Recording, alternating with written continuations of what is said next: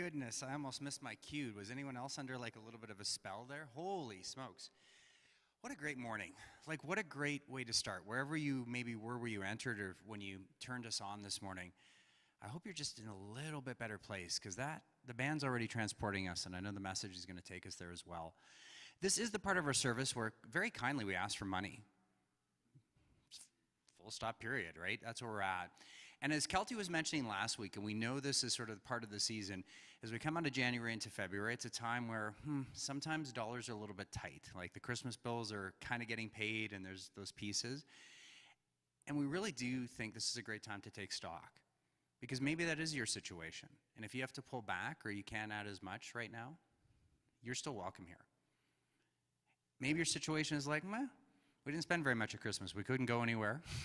We couldn't get together with people. And maybe there's some extra resources left.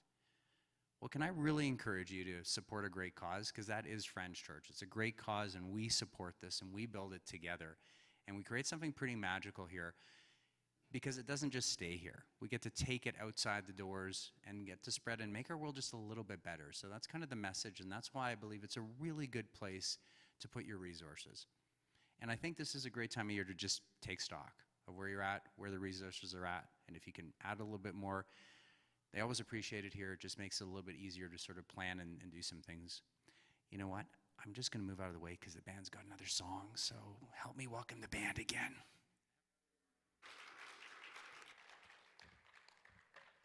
Morning, everyone. That was pretty awesome, wasn't it? I think, oh, there's my mic.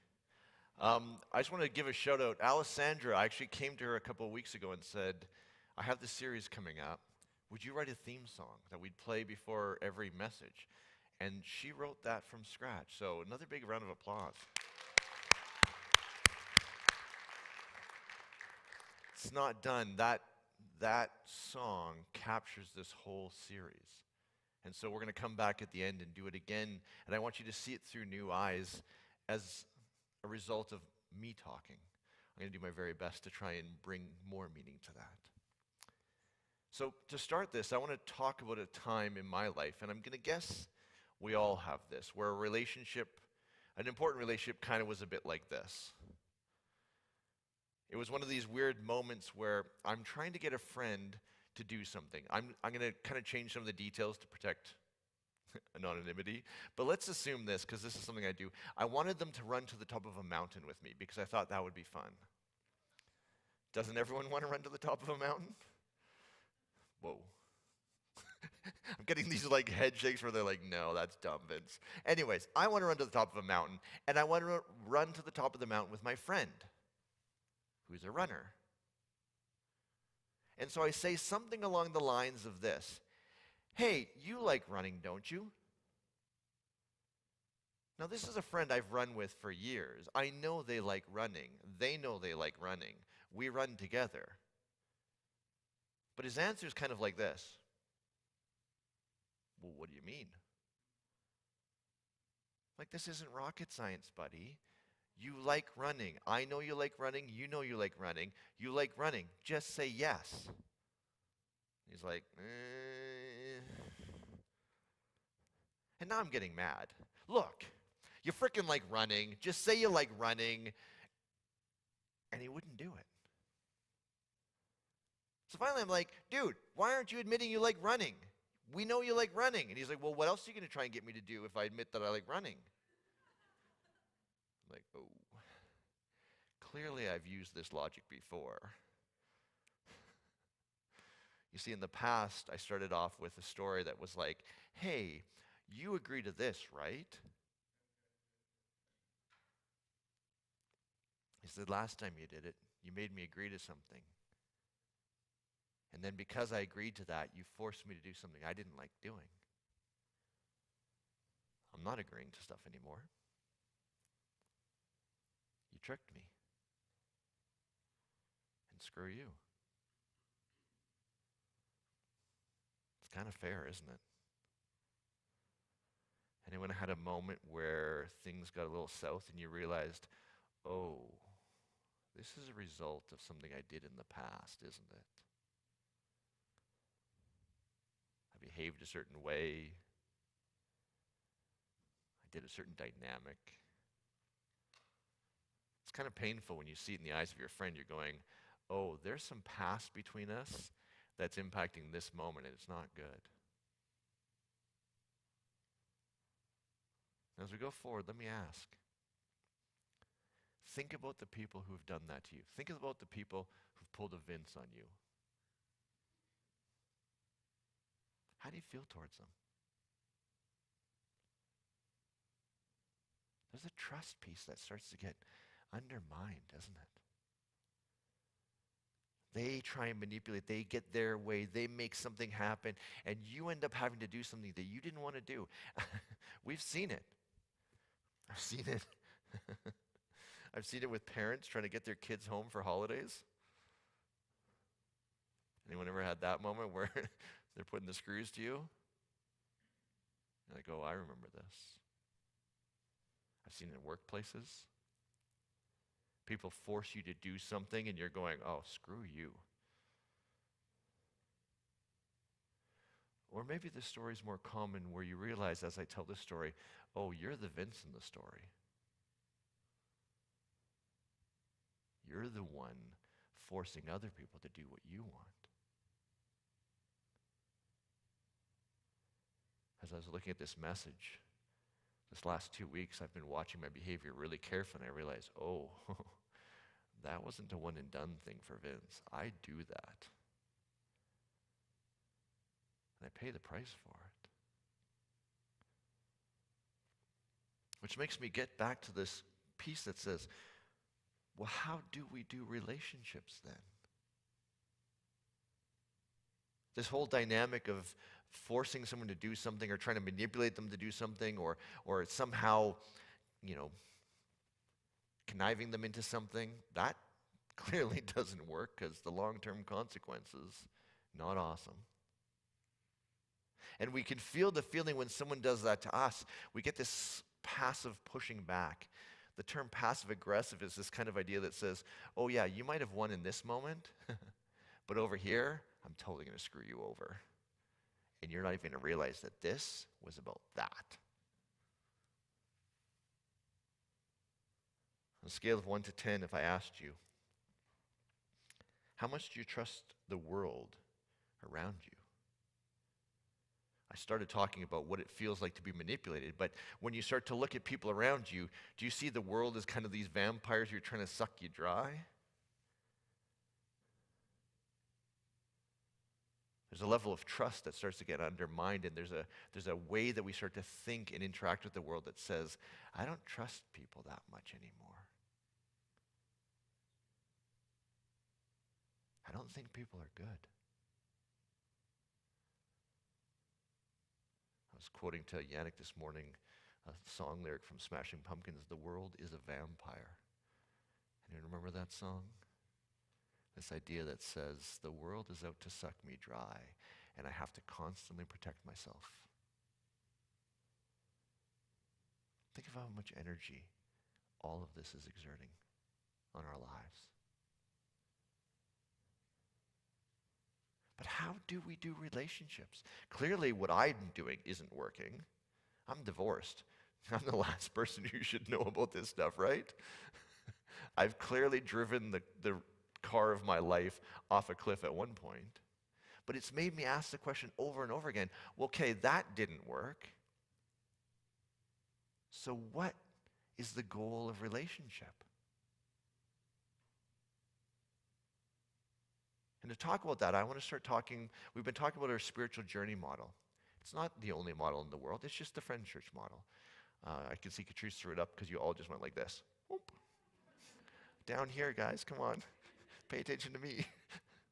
It's this beautiful model that basically shows 20 years of our interaction with spirituality. And it starts with this place that says we start our journey in awareness. We start to figure out, become conscious of what's going on inside of us. It's not I react and I have no clue why I reacted. I start to go, wait a second. What's going on inside of me? Why am I doing these things? Wait, I just did that thing again. I just did that thing where I try and get someone to run up a mountain, but instead of saying, hey, friend, I really want to run up a mountain with you because it would just make the experience so much better. No. I say, do you like running? Awareness says, hey, Vince, why aren't you just asking? Our spiritual journey, I think, starts in this awareness piece that says, wait a second, what's going on? Why are we doing what we're doing?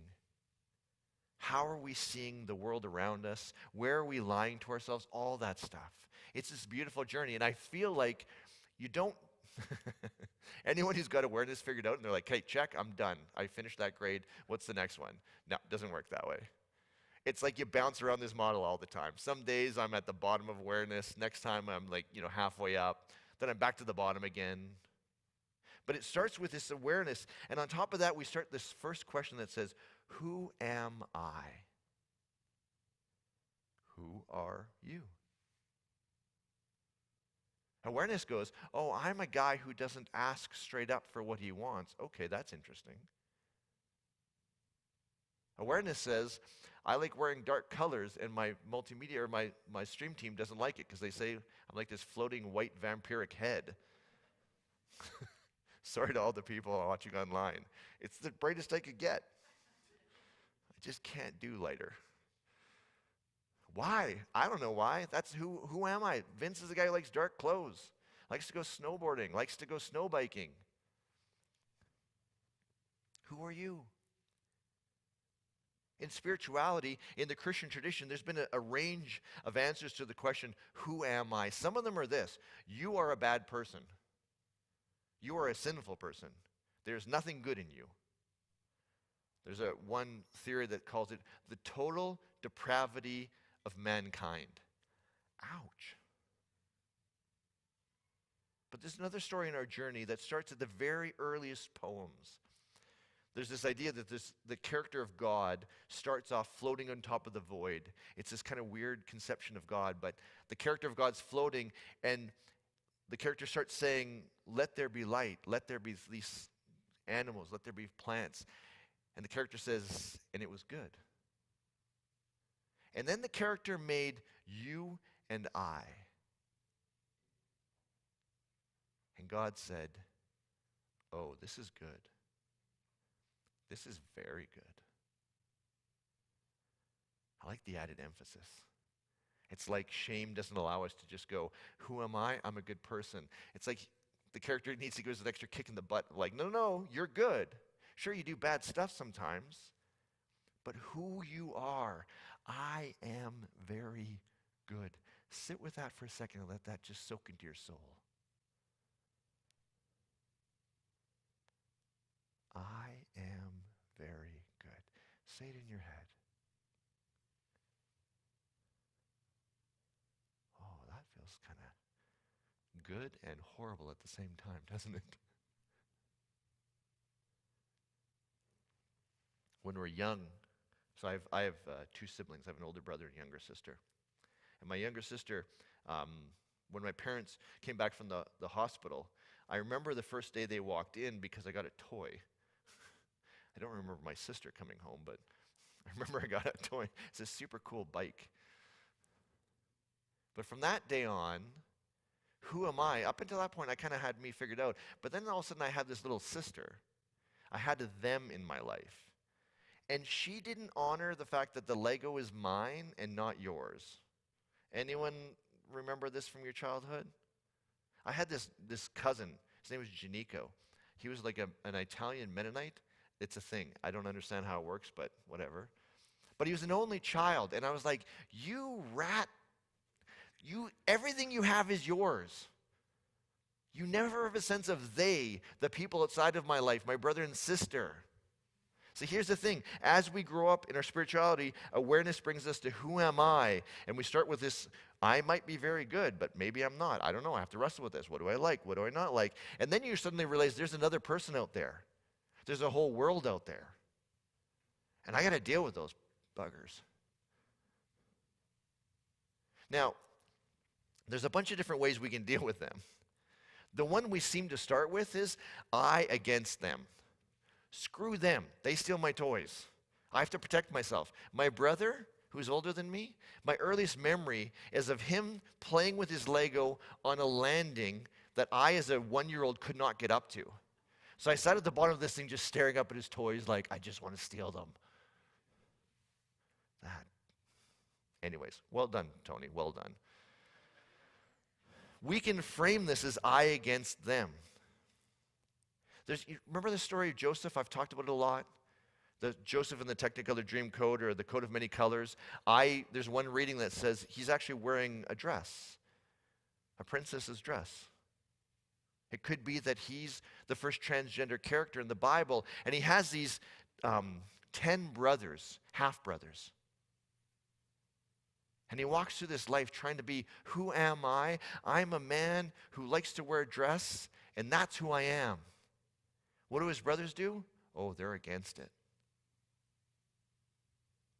They spoke, kill him. I against them. Right now, our world seems plagued. Now, I'm not a sociologist, but it seems plagued by I against them, us against them, this group against that group. How much energy have we put into I against them? How much energy have we wasted in I against them? And how many of our wounds get expressed in seeing the world as I against them?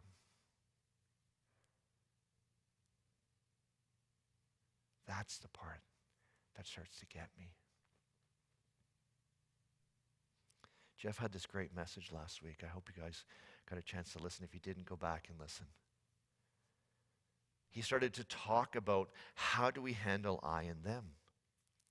And if we talk about kind of the road of relationships running right down the center, it's almost like he said there's two ditches. There's a ditch on this one side that says, it's all about me and I'm against them and I'm going to take what I can and screw them.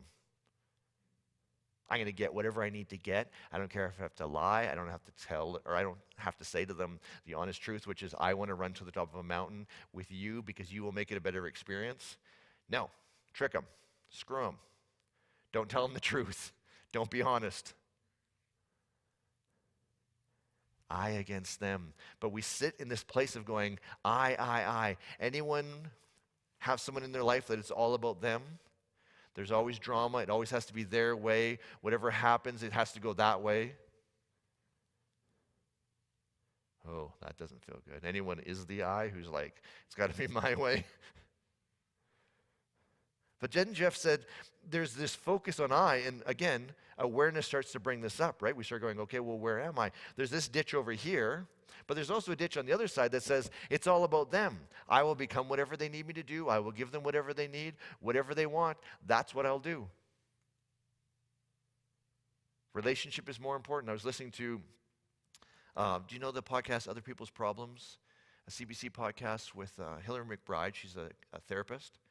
She's talking to somebody, and the girl's going, I never, ever, ever come to the table. I am not present in my relationships because I have to be whatever anyone else likes or they'll leave me. Here's a beautiful expression of this ditch. There's no sense of I, it's just them, and I will do whatever it takes. I will become whatever they need. I will suppress myself. Those are the ditches. And we're trying to line it up down the middle, right? Whew. I don't even know what the middle is. Can you throw up that next quote, Catrice? It's this idea, if you don't know where you're going, you'll probably end up somewhere else. Yes. If you don't know what you're trying to do in relationships, I guarantee you, you will not get there. That's what we want to talk about today. And now we're starting to see, okay, there's ditches. There's the all about me, screw the world. Well, that doesn't work very well. That leads my friends to saying, you want to go, or you like running, right? And they're like, yeah. Someone says, hey, you want to get together? Oh, yeah, sure. Been pretty busy lately. Yeah, I'm pretty tired, right? What are they doing? Oh, yeah, you're not. So what does it look like down the center of this sucker? Now, I'm not an expert. I'm telling you, I am not an expert. But it's almost kind of one of those ones where you screw it up long enough and awareness starts to kick you in the butt and say, you need to pay attention to this.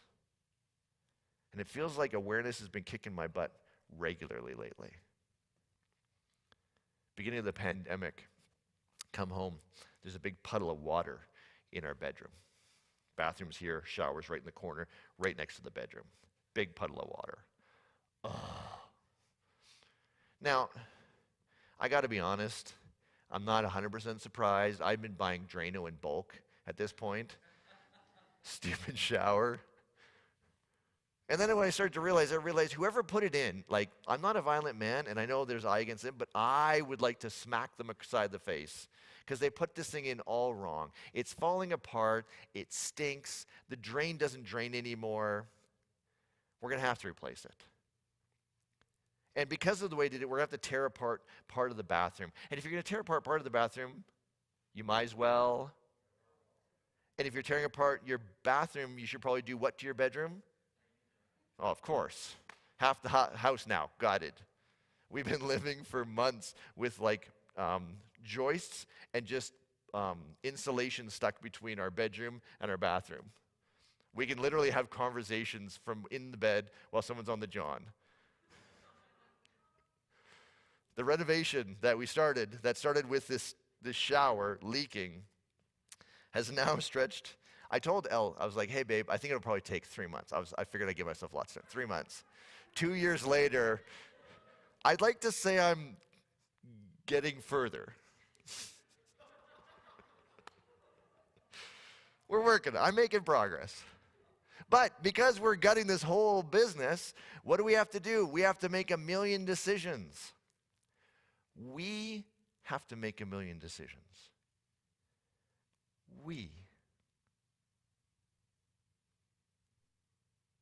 Let me tell you a story about my family. My family, there's a lot of abuse in my parents' childhood.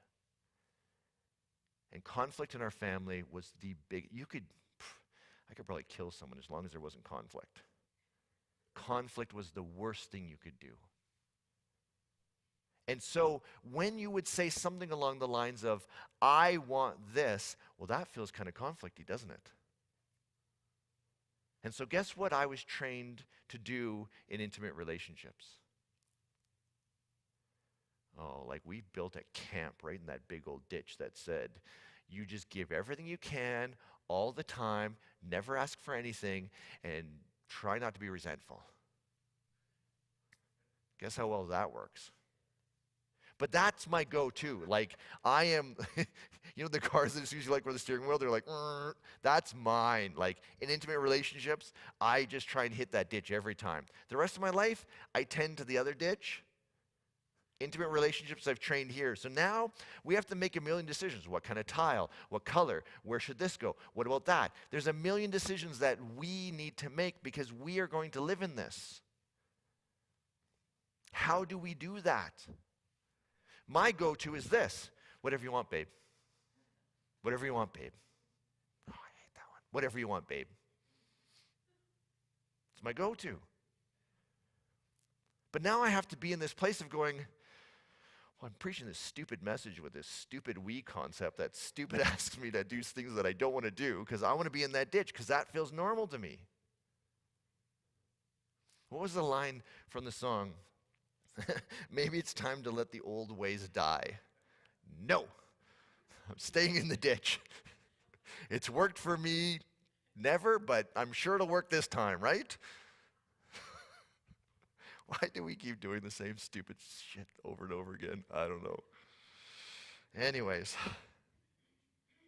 So I'm trying to have this conception of we, and I'm wrestling with this message that's kicking my butt. Awareness is all over me. It's just like, it will not let me sleep. It's kicking my butt all over the place going, okay, Clausen, don't go into the ditch. You can't do the ditch. You're doing the ditch. Stop doing the ditch. But I had this moment. My wife, she's much wiser than I am. A couple years ago, we have date night every Friday night, so we get together.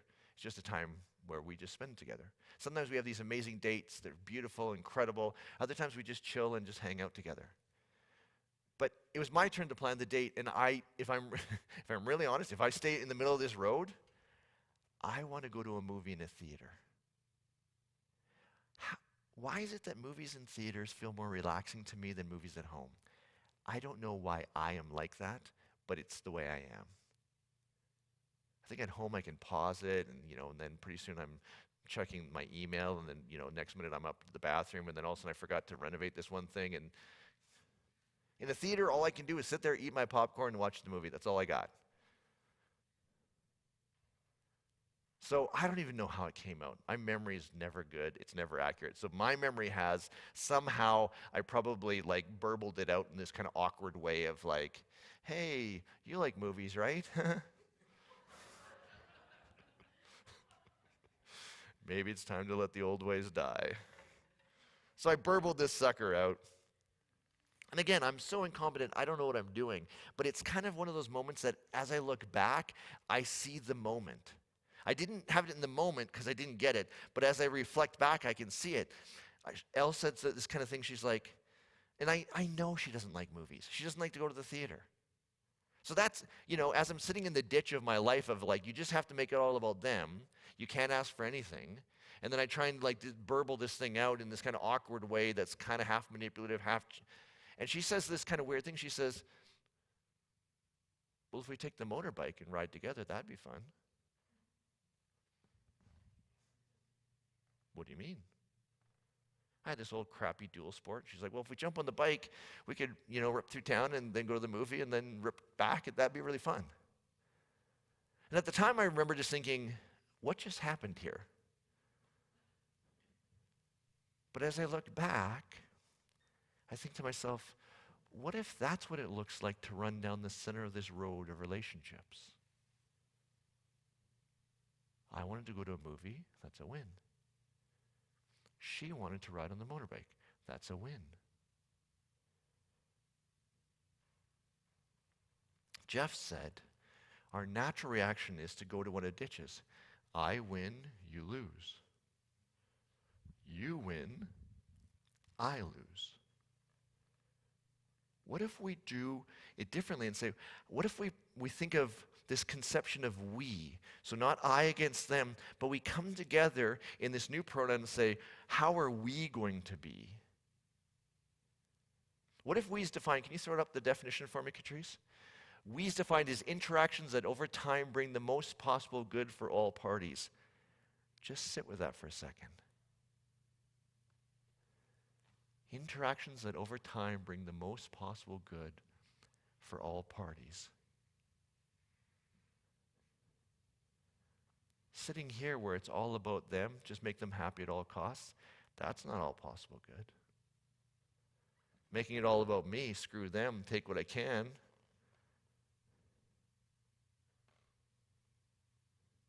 As we're doing this renovation, a million decisions to make. How do we do that? How do you do that? I'm not good at it. But we started off, I have this pet peeve. It's, as we talk about awareness and who am I am very good. I'm not sure where this comes from, but I will lose my mind if the shower has two taps, hot and cold. And every time you walk in the shower, you turn on the one, then you turn on the other, then it scalds you, and then you turn it down, and then it's freezing, and then you turn it up again. And you play that game. Anyone know that game? I will smash that shower to pieces to have to deal with that. The rest of my life, don't care. But for some reason, that drives me bonkers. You know what? They invented a shower tap that just has one handle on. And it automatically goes to the perfect temperature. It's magic. It should literally revolutionize the entire world. There should be no other shower taps other than that one. Guess what my wife likes? 2 shower taps in these vintage crosshair thingies. Hot and cold. What does Vince want? I want the single thing. How exactly do we do we? How do we make all interactions the most possible good when I don't want what she wants and she doesn't want what I want? Now, let's be honest. It took us weeks to be able to get that out. Weeks. That wasn't like smooth, like, hey, babe, I want this. Hey, I want this. Okay, let's figure this out. No, weeks. You know what we ended up with? And I don't know that this is the right answer. Can you throw up that Bruce Lee quote for me? I love this quote. He says, the goal is not always meant to be reached. It often serves simply as something to aim at. don't think you're going to have this all figured out. Every interaction is perfect. We analyzed it, it's perfect. No. As we try to explore this sense of we together, we try to figure out how do we deal with a shower tap. And I'm telling you, folks, most of this stuff comes out in the most benign parts of our lives. We got a shower tap for the shower, that's one of these, but in the color that my wife likes. The bathtub, it's like this signature bathtub, and the taps in the bathtub, these beautiful cross vintage things. Same with the sink. Is it the perfect expression of we? Who knows? But it was our attempt at bringing good to both of us. It's our attempt to find the line down the middle that says some of me is here and some of you is here, and we're not against each other.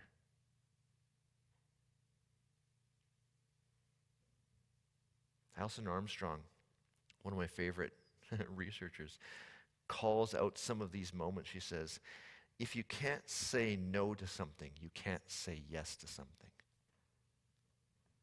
If you ask someone to do something and you don't give them a way to say no, they can't say yes. Oh, they might say yes. I could have forced Ellie to make sure that all the taps looked like I wanted. Long-term, resentment, passive-aggressive, painful. But if I give her a chance to speak up, Jeff said, I loved how he said, start with listen. Don't start with, well, I want this. Start with listen. Okay, what do you want? What brings good in this moment? I asked Ellie the other day, we were driving home. I was like, hey, babe, do I bring good, do I make things, overall, do I bring happiness into your life? Or am I bringing good? And she's like, sometimes. I was like, okay, that's honest. But sometimes, probably it is my way, and that's okay. Sometimes it's her way, that's okay. We're trying to have these conversations where we do that. Awareness brings up, who am I and who are they? And they're different than me. That's the thing with them.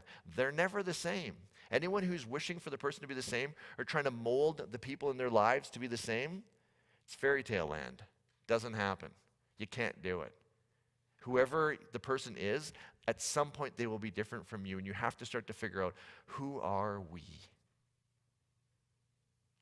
So today, as I start to wind this thing down, think about a relationship in your life that's important to you. Maybe it's your kids, your family member, I don't know. Friends, colleagues, partners. Have you been doing this idea of bringing the most possible good as you interact with them? Are you in this space where resentment is going, oh, screw them. It's all about me. They've had their way too many times. Or are you collapsing like I do? Whatever you want, babe. I won't be resentful. Why are you yelling at me, Vince? I don't know. I'm just really upset. 10 years of resentment coming out in one batch.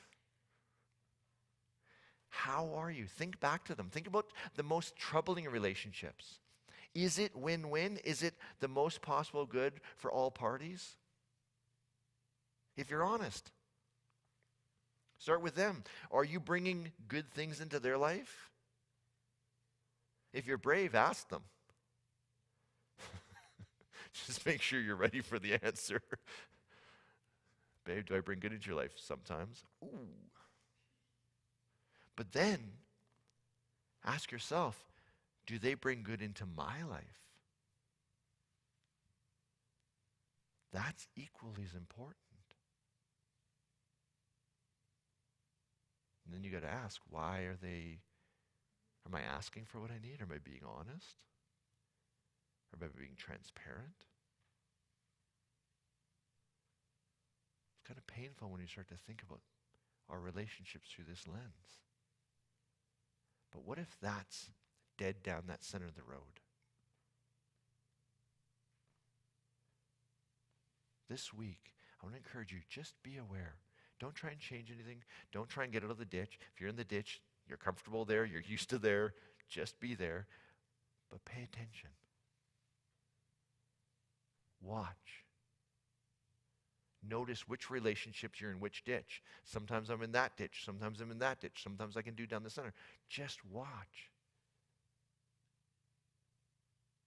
Be aware this week of where it's I against them and where you found a sense of we.